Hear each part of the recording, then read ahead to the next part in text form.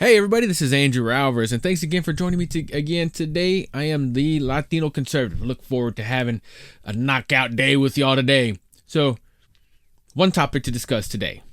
And it has to go with the elections. Just one topic though, so it may not be long. I know I've been saying that the last few times, but let's see how this goes. Before we get into all of that, you know the drill. The best way you can help support this channel, the best way you can help support me and my voice, and the best way you can be a voice, not just an echo, is by going down and hitting the subscribe button, signing up for alerts, and liking, maybe even sharing this and sending a comment or two. That would be awesome. I do this totally freelance from wherever I am in the country, and I am at home this week. I'm going to be at home for the rest of the year. And should get back on the road at the beginning of the year. So you will see this background the same, or maybe just one or two backgrounds. Either way, I don't do this professionally. I don't have a professional studio or anything like this. I'm talking to my iPhone and a microphone I got at Best Buy. So here I am. So what I have on the agenda today is, of course, the elections. What's gone on with the election, specifically last week. And I wanted to wait before I made any more commentary on this. I made a video last week about Texas Attorney General Ken Paxton, how he filed a lawsuit in the Supreme Court over the elections in Pennsylvania, Georgia, Wisconsin, Michigan, Arizona, and Nevada, all of those states. Yeah, it took me a second. I'm sorry about that. Remember, I'm just a one-man team. I don't have a whole production team. I don't have script writers or anything like that. But either way, so Ken Paxton did that. And it was awesome. I thought it was awesome at the beginning. And then I took a step back. I'm like, whoa, wait a minute. What's going on here? Then other states, 17 other states joined.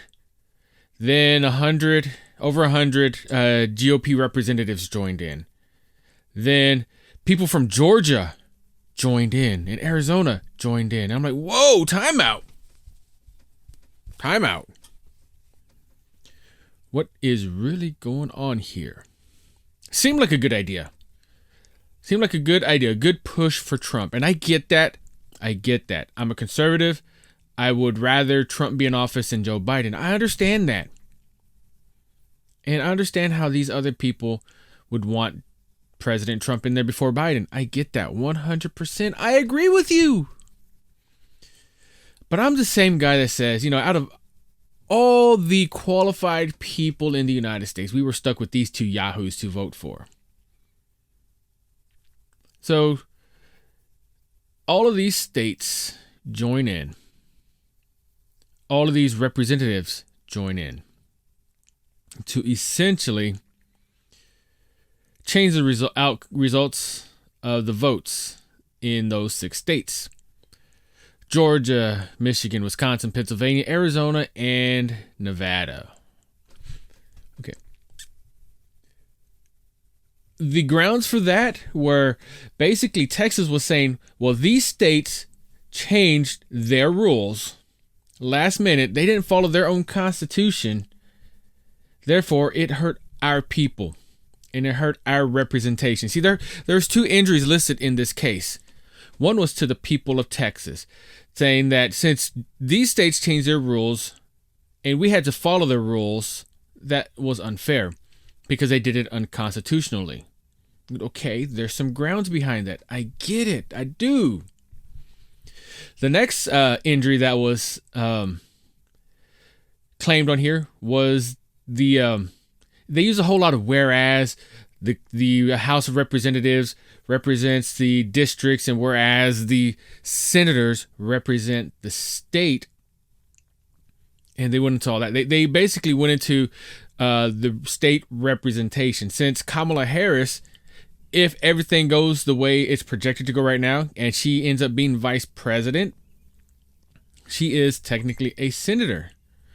So having one more Democratic senator especially when there's a highly contested, highly heated runoff right now in Georgia. Now there could very well be a 52-48 split in Senate if the remaining senators that are running right now, if they win, that and a Republican. However, if they lose, it could very well be a 50-50 split. Then Kamala Harris would be the tie-breaking vote. Now, that is also assuming every vote is going to be strictly down party lines. There's not going to be anything bipartisan. So if there is a vote for Tree Huggers United, whatever bill's out there, and the vote is 50-50, Kamala Harris would come in and cast the deciding vote, i.e. Green New Deal, i.e. the elimination of the school debt. If those go to Senate and they're locked down 50-50, then Kamala Harris, a Democratic vice president, can cast her vote and unlock it. So the representation for the state, since the House representatives, the House, they represent the people. They've got their own districts that they represent. The Senate represents the state. There's 2 senators per state. With the alleged changes that caused the alleged fraud, and I've got to be careful because YouTube has some new rules on widespread fraud causing this. I'm not saying that.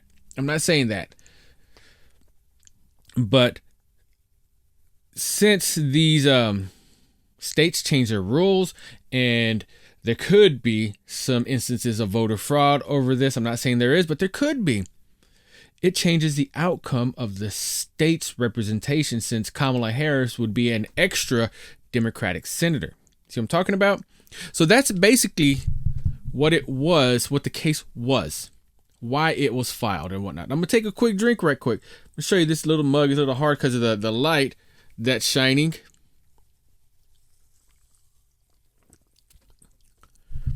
I have 2 on reserve right now. They say the Latino conservative on them, but I have 2 on reserve. One for Trey, the producer, and one for my cousin Terry, all the way up in Seattle, Washington. How you doing, cousin? Prima, be nice to your grandson. Don't be mean. Don't be a jerk. But either way, so that was the basis of the lawsuit.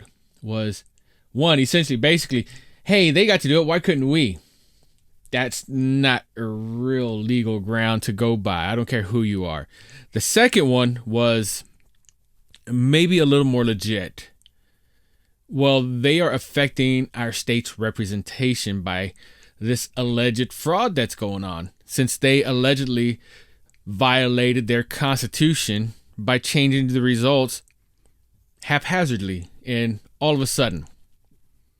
Okay, so here's why I don't like that. I'm glad, actually. I am glad that the Supreme Court dumped it and dismissed it. That case is the antithesis of conservatism. Believe it or not. It is the exact opposite of what we as conservatives want. Now, one thing that the Democratic Party is really good at, they're really good at finding a law and exploiting it, making it to their benefit, or a ruling, making it their own for their advantage. And quite frankly, as a conservative and as Republicans, we do it to ourselves. We let them do that. We give them the ammunition. So let's say, since the basis of these cases were, one of them was at least, if they get to do it, why can't we? The court takes it up, they finds it, they listen to it, and they say, okay, you can go on with your case, which they put on the docket. They heard the arguments, the opening arguments and whatnot. They let it go through. Then they said, nope, dismissed. So they at least heard it. It was on the docket. They heard it. Had it gone through and had the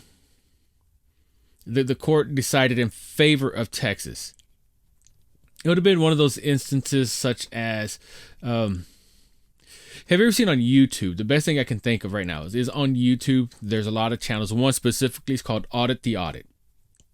It's about police interaction, and it gauges how well the police interact with the people. It gives them both grades. Sometimes the citizen gets a failing grade and the police get a passing grade.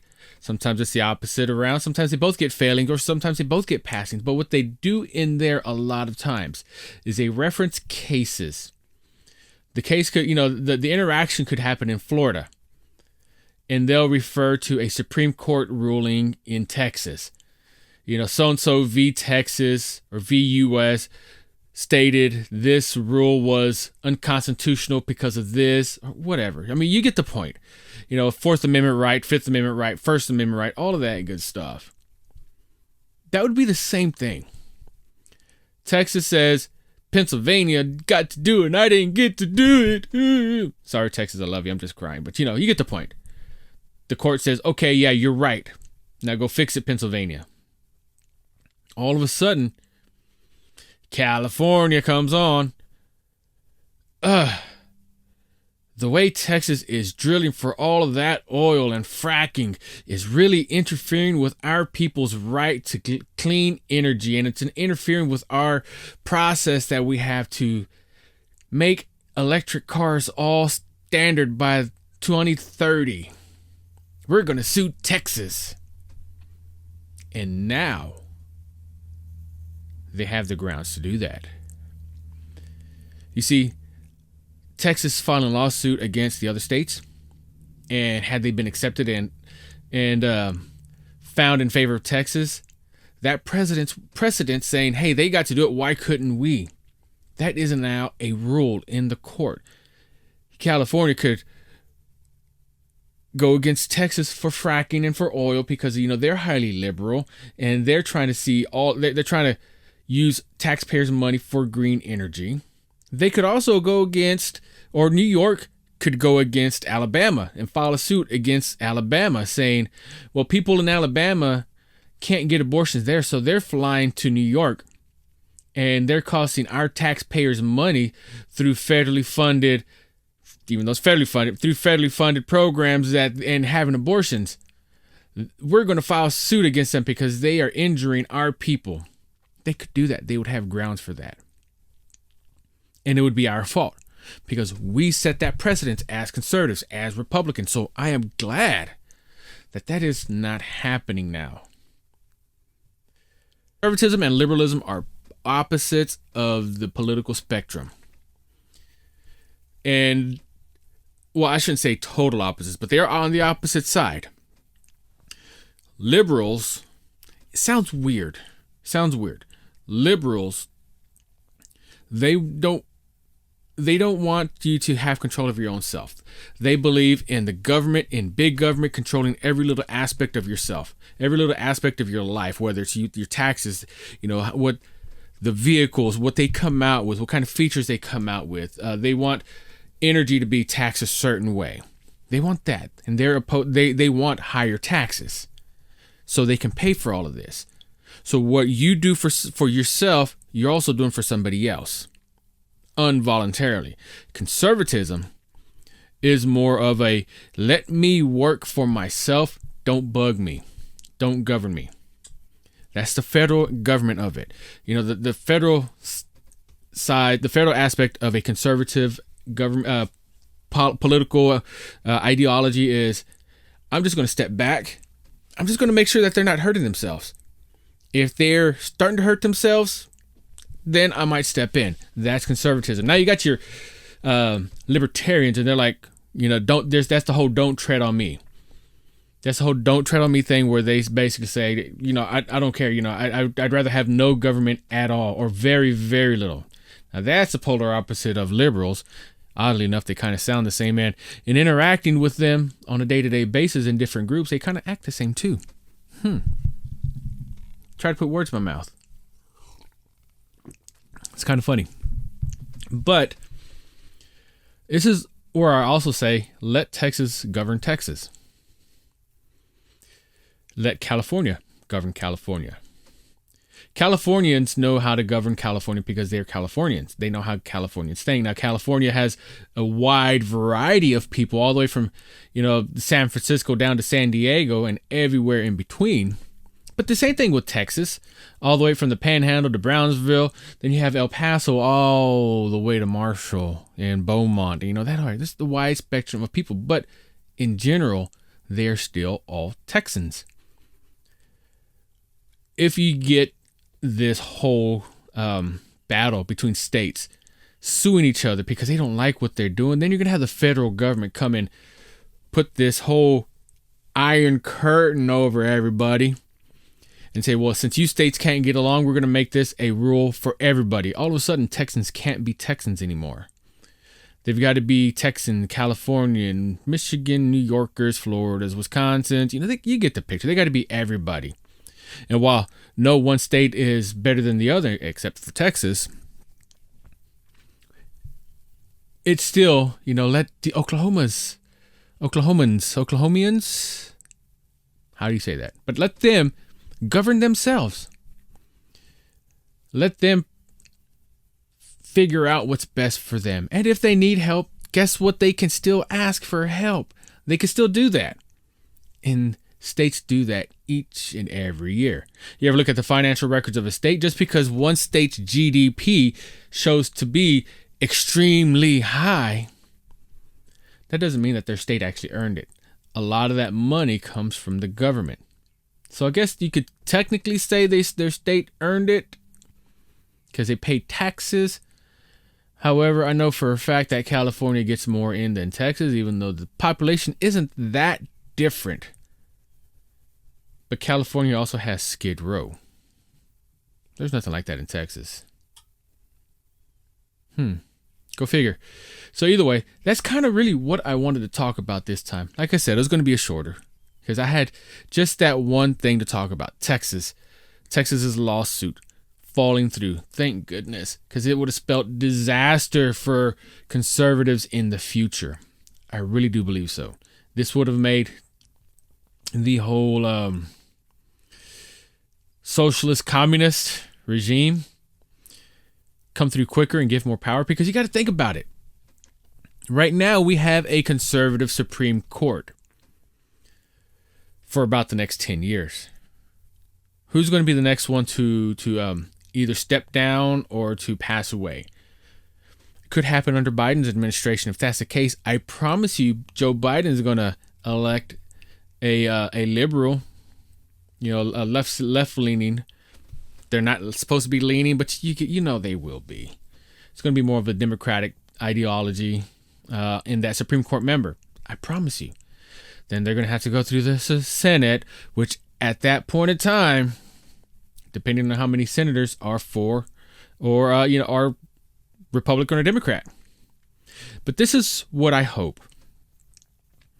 No matter who is the president, whether Donald Trump magically pulls it off or if the elections hold for Joe Biden, I hope that they would assert their authority in a way that shows their integrity, not just their integrity, but just shows integrity.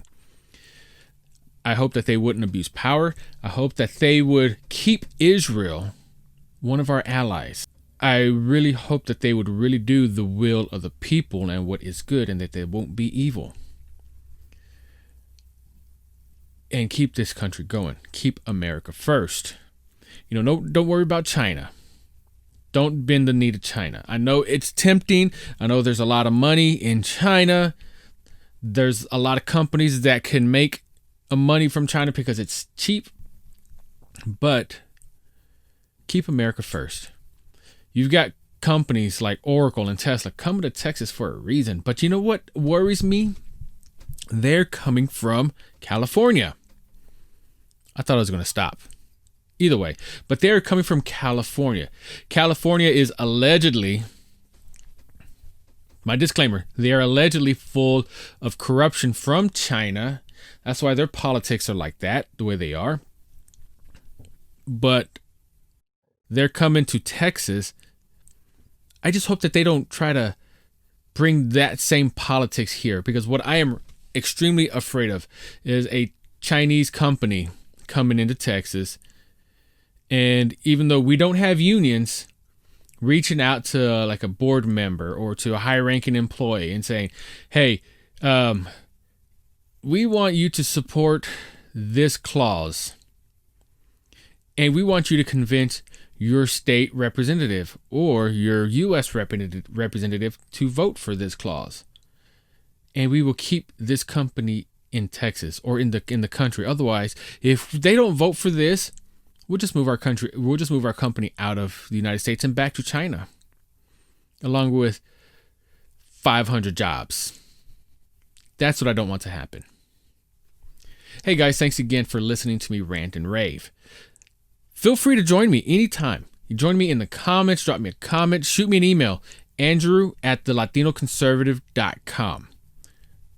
I'll answer every email, or, if you're afraid to come on with a question, if you want to keep it anonymous, just drop me a note. Let me know to keep it anonymous. I'll look forward to hearing back from each one of y'all. Don't forget, like, share, subscribe, do all of that good stuff. I'll see y'all next time.